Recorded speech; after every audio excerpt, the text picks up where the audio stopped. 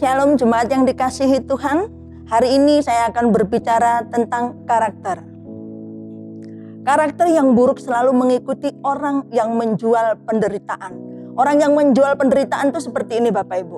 Ketika dia mengalami sesuatu masalah, dia datang kepada orang menceritakan setiap masalah yang dia hadapi. Tekanan, kemiskinan untuk memperoleh dukungan dan simpati dari orang lain. Seperti contohnya, ketika dia mengalami sesuatu hal yang sekecil apapun, jika itu membuat dia sakit, membuat dia menderita, dia akan cenderung membeberkan masalahnya kepada publik untuk memperoleh dukungan, untuk memperoleh simpati, bahkan mungkin juga untuk memperoleh bantuan. Orang yang selalu menceritakan bahwa dirinya dijolimi, ditekan, disiksa, menderita untuk memperoleh simpati dari orang lain adalah penipu ulung yang selalu membuat resah dimanapun berada. Orang yang seperti ini karakternya tidak bagus. Orang yang seperti ini adalah orang yang patut untuk dihindari. Seperti firman Tuhan mengatakan di dalam Efesus 4 ayat 23 dan 25. Supaya kamu dibaharui di dalam roh dan pikiranmu dan mengenakan manusia baru yang telah diciptakan menurut kehendak Allah di dalam kebenaran dan kekudusan sesungguhnya. Karena itu buanglah dusta dan berkatalah benar seorang kepada yang lain, karena kita adalah sesama anggota. Untuk itu Bapak Ibu, kebenaran itu yang patut untuk kita jaga, untuk kita junjung tinggi. Karena kebenaran itu adalah mutlak milik Allah.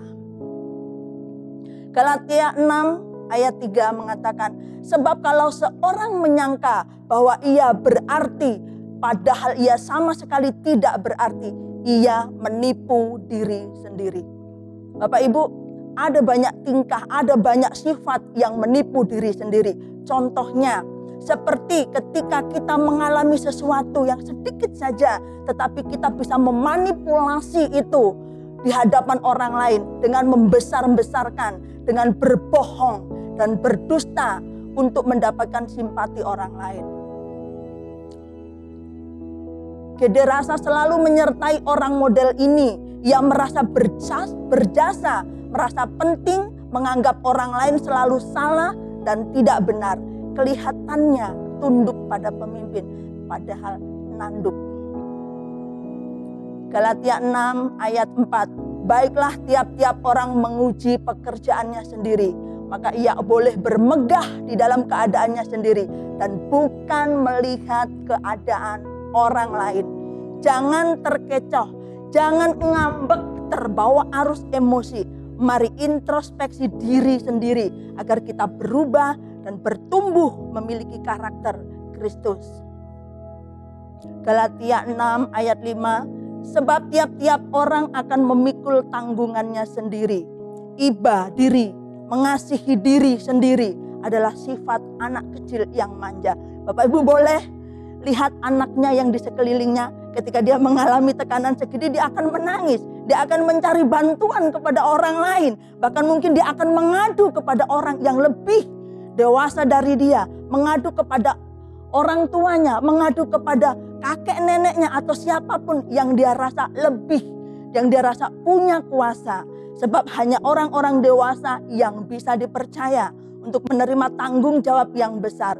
Itu sebabnya kenapa ada orang yang tidak pernah naik peringkat dalam hidupnya. Kenapa? Karena dia memiliki karakter anak kecil yang suka ngambek, suka uring-uringan ya. Galatia 6 ayat 6. Dan baiklah dia yang menerima pengajaran dalam firman, membagi segala sesuatu yang ada padanya dengan orang yang memberikan pengajaran itu. Ketaatan adalah proses pertama dalam peningkatan karakter. Jika kita belum lulus dalam proses ini, maka sampai kapanpun kita tidak akan pernah menjadi dewasa. Bapak Ibu, proses pembentukan karakter itu sakit. Kita diremukkan, kita dihancurkan. Tapi Tuhan Yesus membangun kembali apa yang menjadi hati kita yang sudah hancur, menjadi karakter yang lebih baik lagi.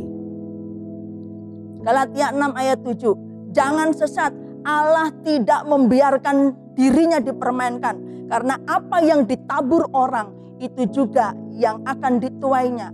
Barang siapa menabur dalam dagingnya, ia akan menuai kebinasaan dari dagingnya.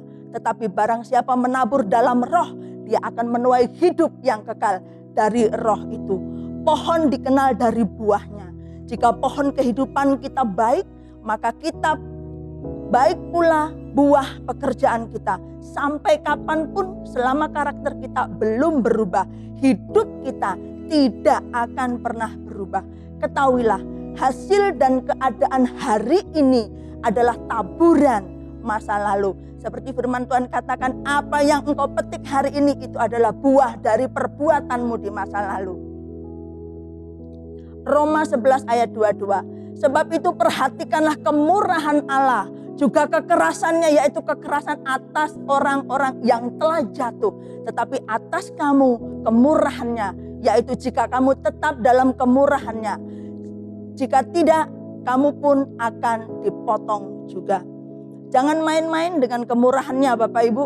Allah memang penuh kasih, tetapi Dia adalah Tuhan yang adil dan benar. Jika sampai pada waktunya Tuhan masih belum berubah juga, pasti kita akan kena potong. Ilustrasi seperti sebuah pohon Bapak Ibu. Pohon yang kita tanam di sebuah pot itu, kita akan jaga, kita akan pupuk, kita akan rawat sebagaimana. Tetapi ketika kita mendapati satu tangkai, satu dahan yang tidak berbuah dengan baik, yang jelek Bapak Ibu, yang tumbuhnya tidak bagus, maka itu akan dipotong. Demikian juga kita Bapak Ibu, kita tidak bertumbuh dengan baik, karakter kita tidak bertumbuh dengan baik, maka Tuhan akan memotong kita. Terima kasih, Tuhan Yesus memberkati.